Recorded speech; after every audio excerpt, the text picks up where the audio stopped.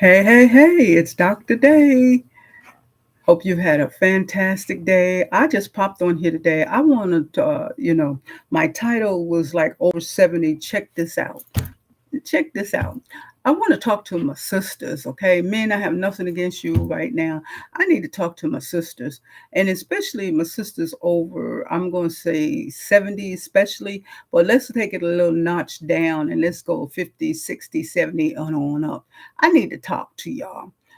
I'm finding in these latter, years, and especially these latter couple months, that I notice people who are around my same age, and I see them, slowing down, and they could, it could be medical issues. I don't know, but when talking to people, you can get a general feel or an idea of what they're really saying.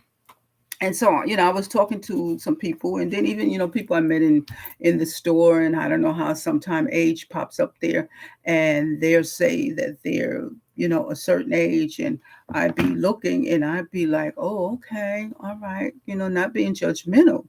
But I got to thinking about um, how we as women, because we're nurturers and because we want to be everything to everybody, we think that we have to solve the world issues, and we wear that hat.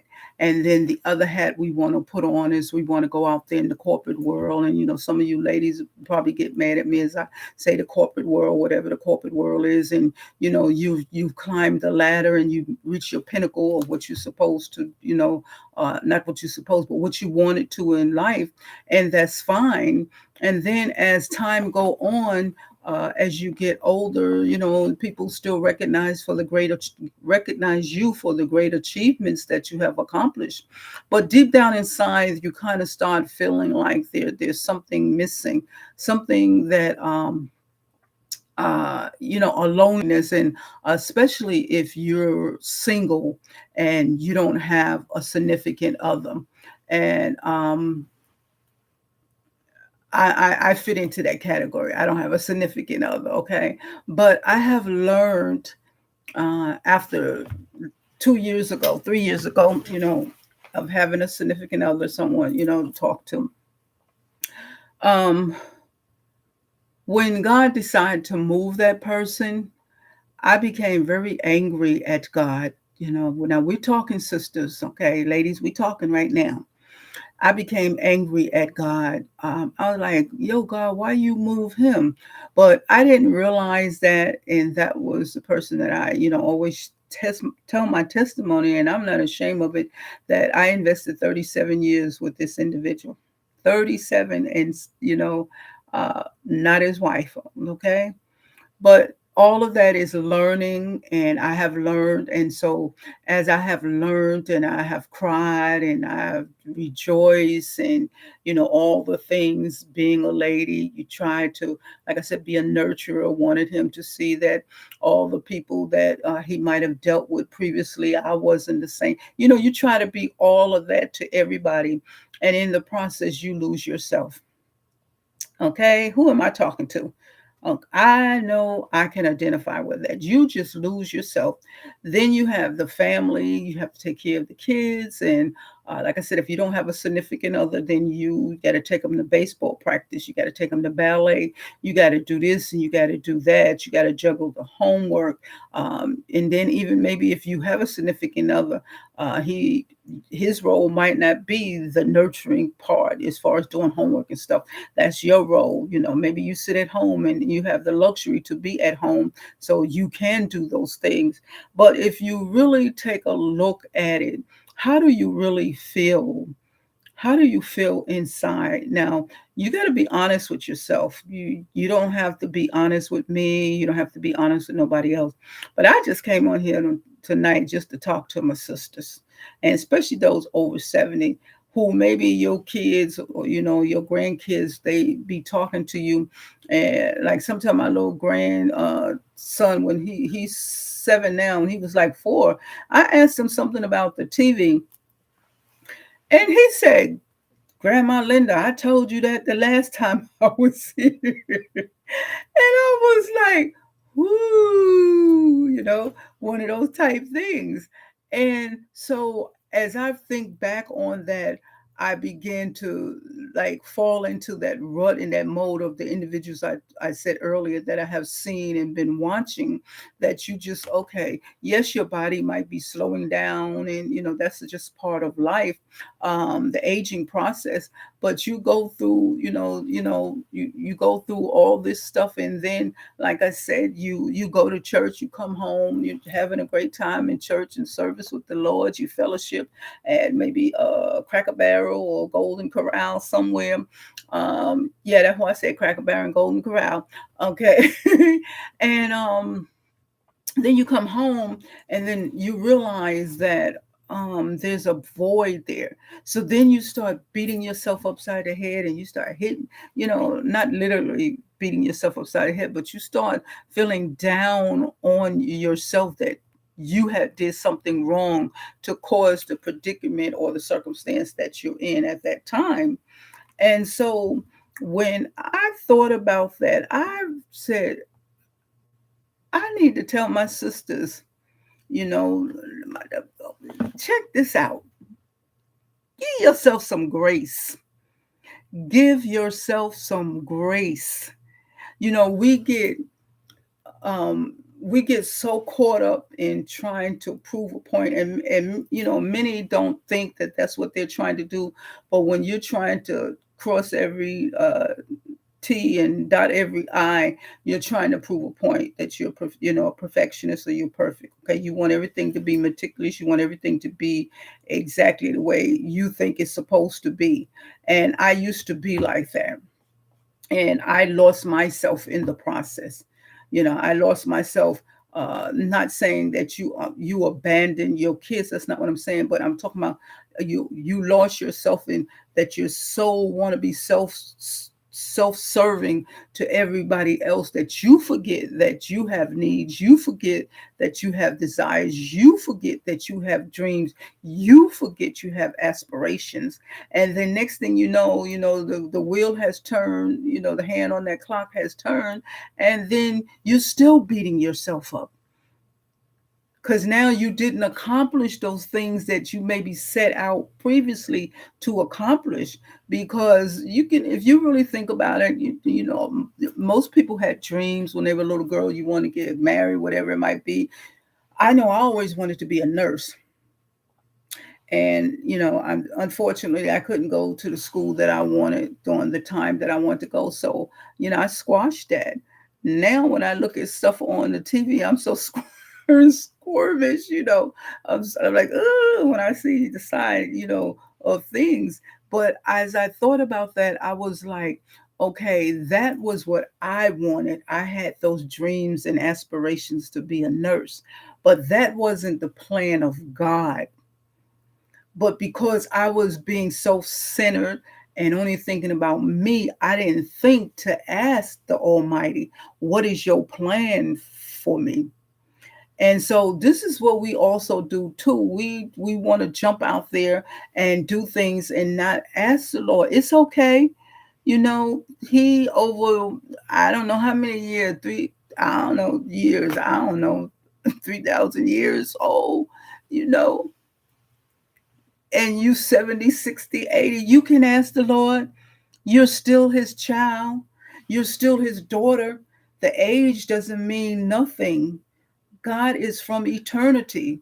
So everything belongs to him. The age and everything belongs to him. So he's not worried about you being a certain age. You can always talk to him.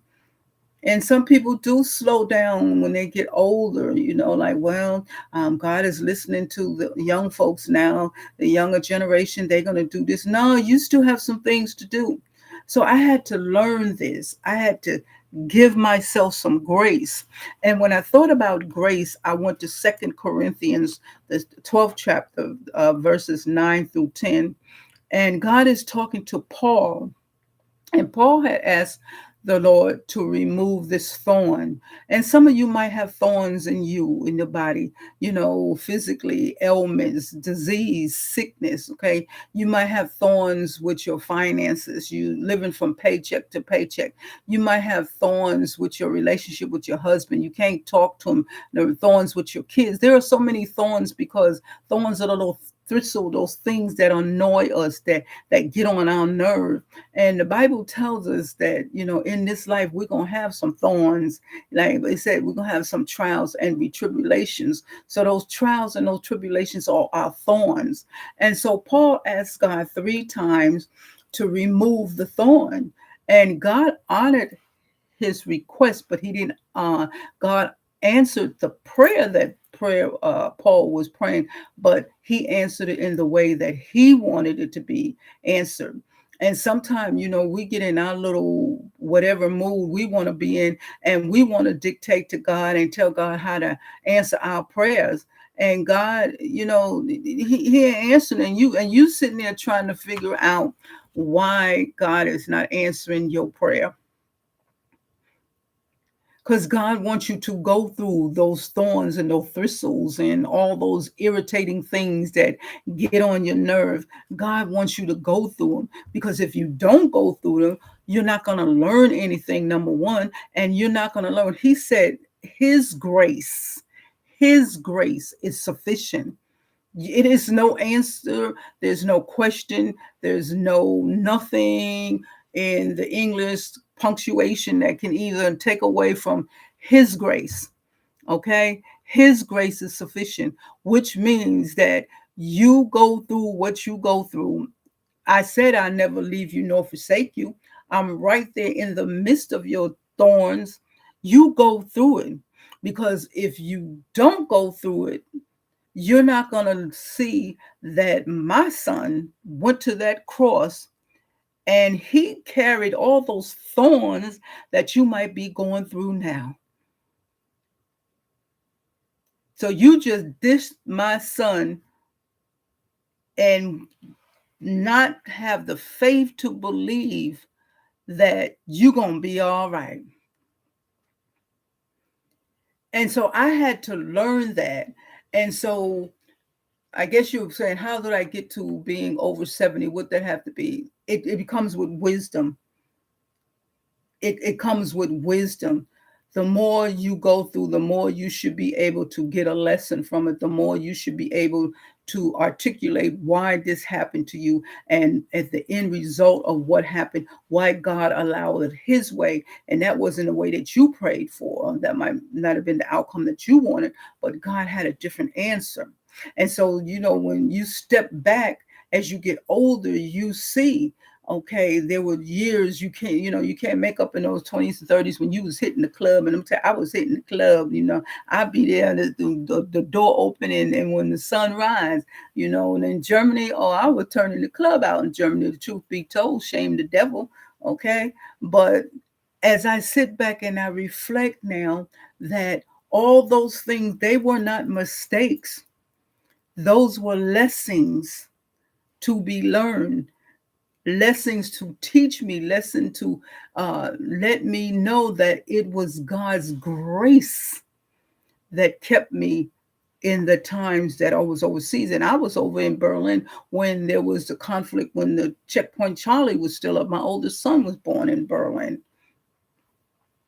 So